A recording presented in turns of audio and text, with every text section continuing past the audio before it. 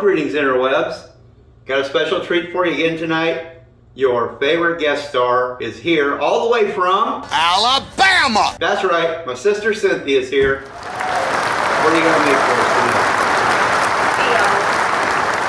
The best nighttime meals, always breakfast. So we're gonna work on some breakfast. And I even broke out the handy dandy cast iron. Can't go wrong with cast iron. So what we're gonna do is grits and tomato gravy.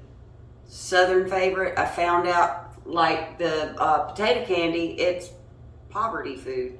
We grew up with it, and man, it's good. And in case you didn't know, poverty food.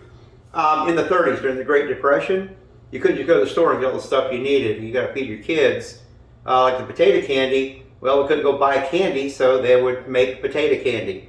And this apparently was something along the same lines. They didn't have money to get all the stuff they needed.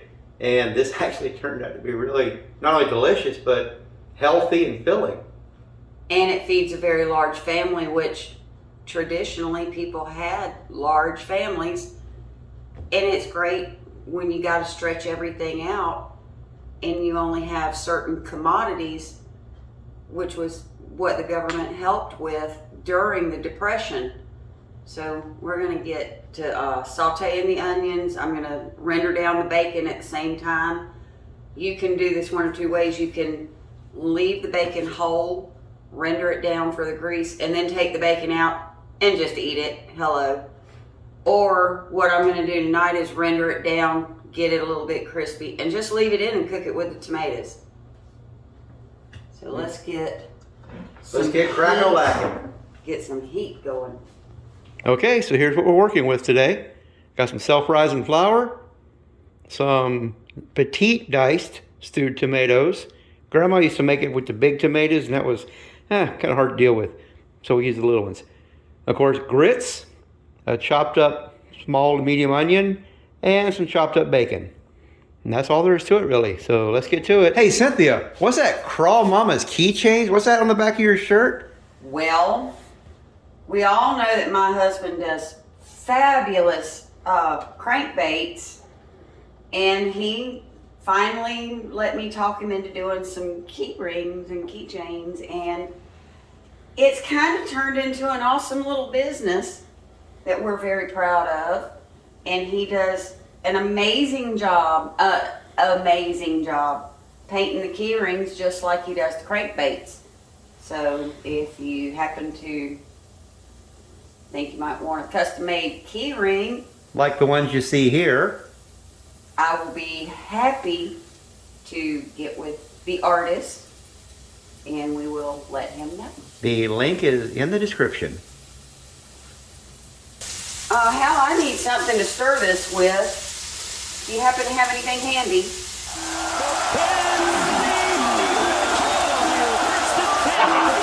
And the peasants rejoice.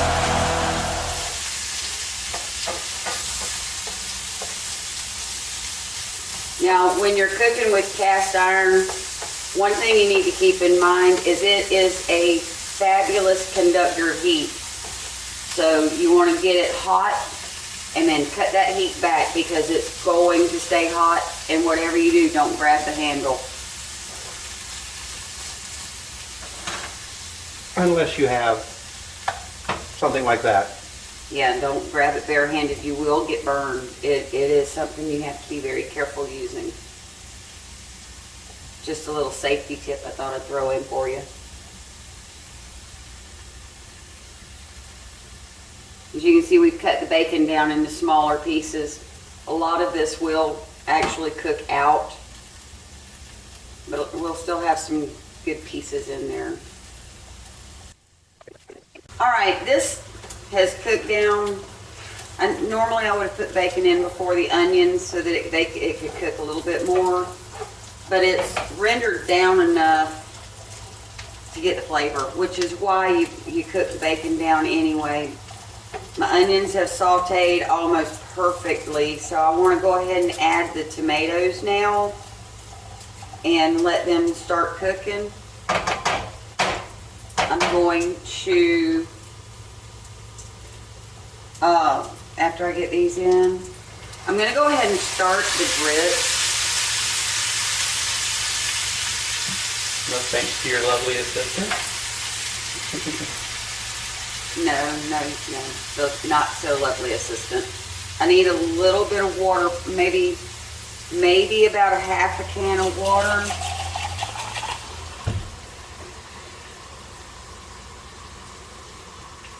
This part just kind of eyeball, add, if you think it needs more, add a little bit more. You're not going to need more than a half a can of water. As it cooks down, you might want to add just a little bit more. This will help keep everything from sticking to your pan. So now, turn this down and let that simmer and get all those flavors really going together, because you know you can't go wrong with bacon. Okay, so now we're going to start on the grits, and remember, just like the rice is 2-to-1, your grits is 4-to-1, but we're going to be adding milk. So what I'm going to do, it's going to be 4 parts liquid, we'll put it that way. We'll do 1 cup of milk, 3 cups of water,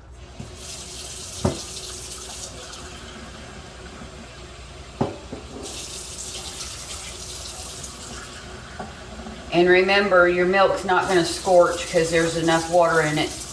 It's thinning it down, keep it from scorching. And I'm going to put in about a teaspoon of salt, because we all know just how nasty grits are when they don't have salt. Unsalted grits is kind of like unsweetened tea. Yeah, it's what I refer to as unfinished. And remember, it's going to be about a teaspoon of salt. Ladies, cup your hand. Just fill up the little divot there. That's roughly a teaspoon. Pretty cool the way that works. Just throw that in. When these come up to a boil, we're going to add in 1 cup of grits. We're going to turn down the heat because you don't want them splashing up on you. And then we're going to stay on top of them for just a minute. Make sure they're stirred, that way they're not lumpy. I'm going to get back to my tomatoes and check them. Probably going to add a little bit of flour in just a minute. But I really want this to cook together really well before I put the flour in. Probably going to let the grits get about halfway cooked, and then I'll add the flour. Okay. All right, my milk and water has started coming to a boil, so now it's time to add my grits. Where's the whiskey thing? And when I say whiskey thing, I'm talking about this thing, not whiskey. Give it, just stir and stir and stir really hard. That way they break up, they don't start popping, they don't clump up, they don't jump on you and burn you, because they will. Notice I turned that heat down because it does have milk in it. It was boiling up, coming up on me, and I didn't want that, so I had to turn the heat down. Now I'm about where I want to cook it.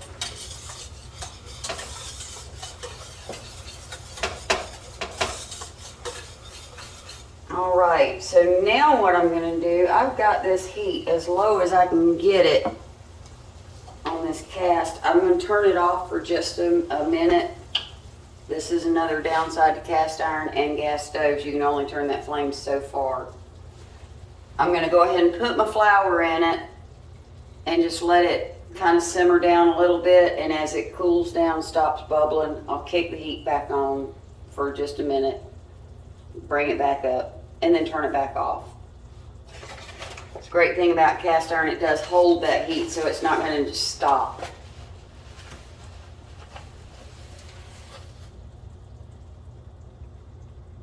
There's a couple of ways you can do this also. You can actually dissolve your flour into some cold water, mix that up, and that keeps from making a mess all over your nice clean stove because we know how neurotic some people are.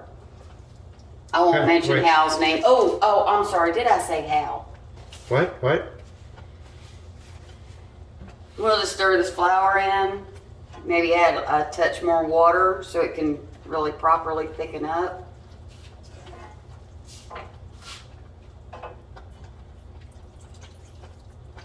All right, now I'm just gonna let that cook down. And again, just like I mentioned with the sausage, when you add in your flour like that, just let it cook. It will cook your lumps out.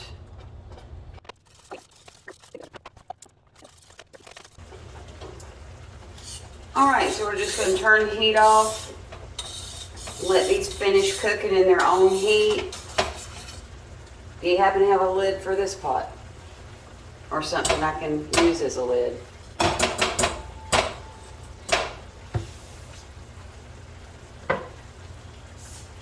Thank you.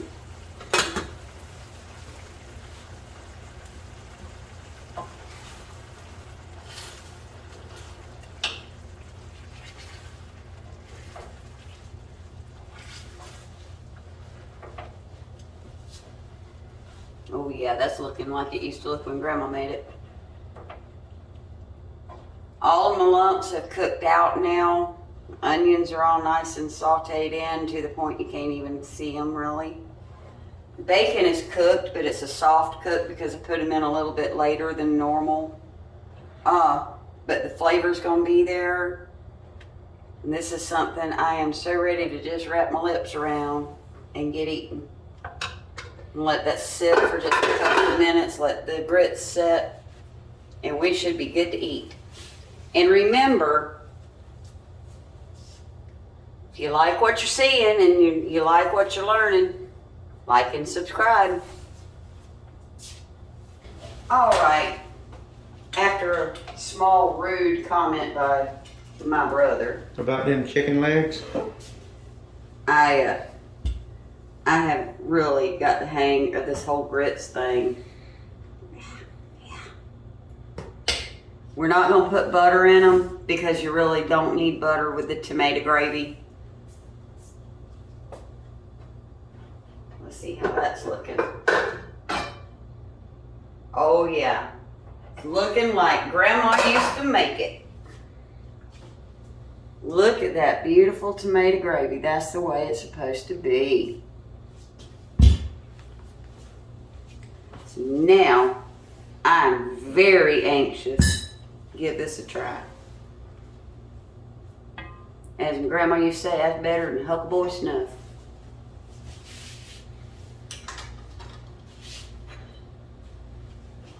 Why, thank you, sir. Let's see how this comes out. Man, those are some pretty grits. Sometimes I amaze myself.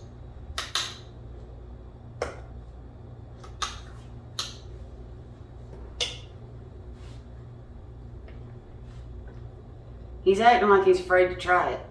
No, I'm just waiting. Being patient. Oh, I thought you were going to see if I keeled over from something. No, I'm going to do this.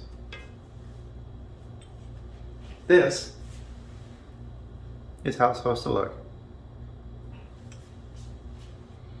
And we're going to see if, and obviously the grits are perfect. I'm eating it with a fork. Oh yeah. Since she didn't serve me a penny. Well, I would say it looks like you don't have a problem serving yourself.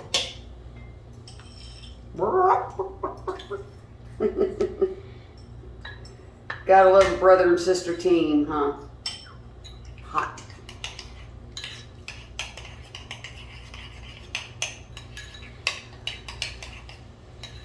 You know what would make this perfect? Grandma would put she would put bread on aluminum foil with a little pat of butter right in the middle of the slice of bread, throw it in the oven. Mm-hmm. That's how she made toast. And we always have this with Grandma's toast.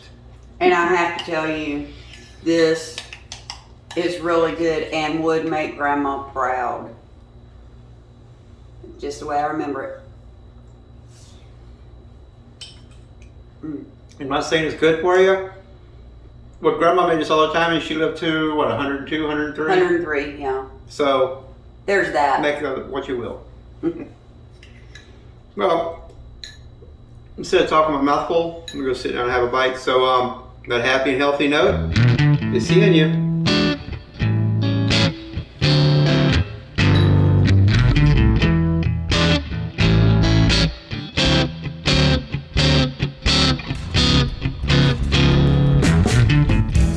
Every weekend, same old routine. While you're doing whatever, let's just make it quick and speedy. Here, no, we won't. We'll go get this out of the You way. do realize that these tomatoes have bell pepper and, Yeah, celery and stuff. yeah, That's the ones I get those on purpose. probably gonna change the flavor of this, Mm-hmm. like dramatically. No, Oh, not really. It's gonna be okay. okay.